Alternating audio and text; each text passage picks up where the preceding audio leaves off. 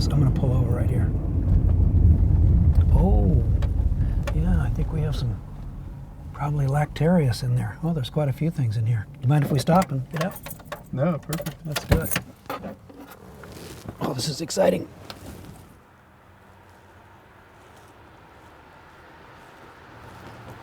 Oh, yeah.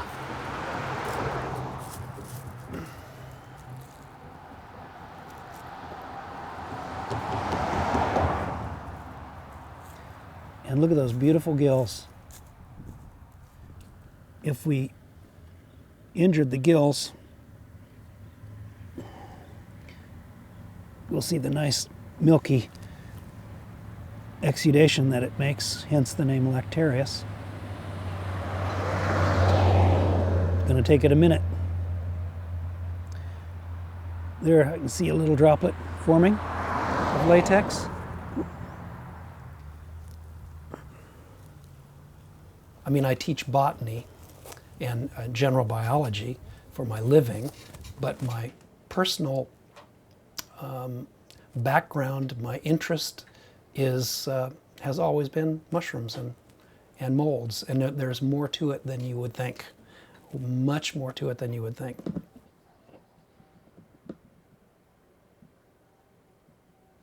So here's one.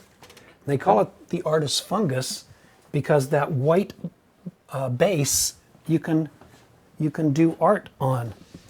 Have some wild ducks. This is the Lingzhi. It's an immune enhancer. It's a kidney tonic, a liver tonic. So that's a beautiful specimen. Ganoderma applanatum. And these grow along, you know, on the base of the tree.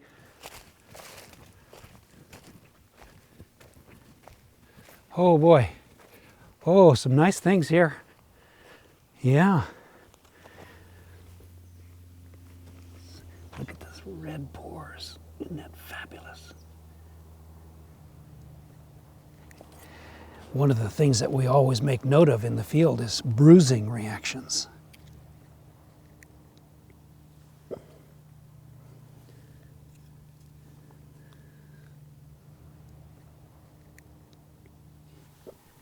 That's just got to be some wild chemistry.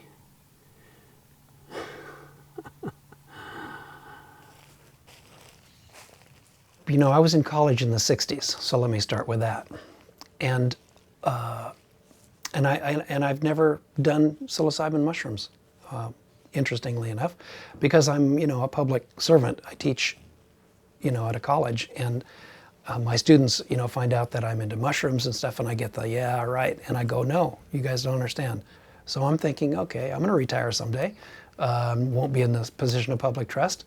Would I be open to that experience and that door of perception, as Aldous Huxley mentioned? Sure, I would be. I absolutely would be. But I'm not going to do it lightly. I'm not going to do it casually. I'm not going to do it recreationally. It will be for the right reason.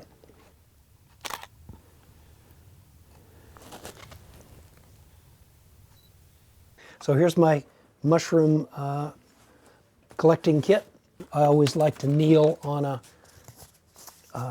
little piece of rubber here because it keeps me dry. Believe it or not, I carry a whistle. I can't tell you how many times I have been lost because what are we doing? We're walking through the wood. We're not looking where we're going. We're looking like this. We're looking down. You wander, you know, 50 feet from the trail and you look around and you go, where in the hell am I? Got my digger here so I can get underneath the mushroom and get the whole thing out. We always collect in wax paper, not plastic, because the mushrooms tend to sweat if they're fresh. It's a parts brush, but if you buy a new one, you know, it's really good for getting the big dust and the duff off the mushroom. You're so excited. You see, you're standing in a whole field of chanterelles. You see there's 20, 50 mushrooms around you. You just want to get them out of the ground as quick as possible because you're excited. You do that once, maybe twice, maybe 3 times, but eventually the old dog will learn. Take your time, field clean the mushrooms, you save your time, save yourself an incredible amount of time. Oh, this is the one I wanted you to see right here. This is awesome. This is the most deadly mushroom in the world right here. Amanita phalloides, the death cap, right here.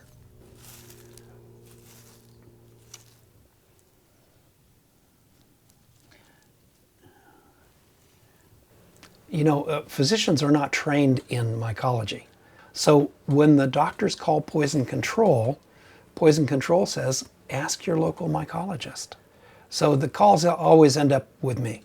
But you know, if it's an Amanita, one of the deadly poisonous ones, they got to get on the liver transplant hotline and try to get this guy liver as soon as possible.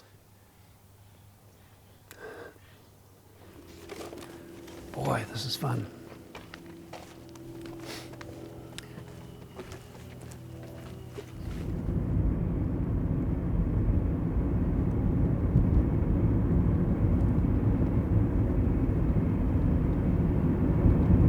Remember to keep watching the road. What's like the best find you've had from that car? Oh, Porcini the size of basketballs. Yeah, I remember my friend Matt and I driving around and all up north, and we saw a Porcino that was literally the size of a basketball or a dinner plate on top from the car at about 40 miles an hour.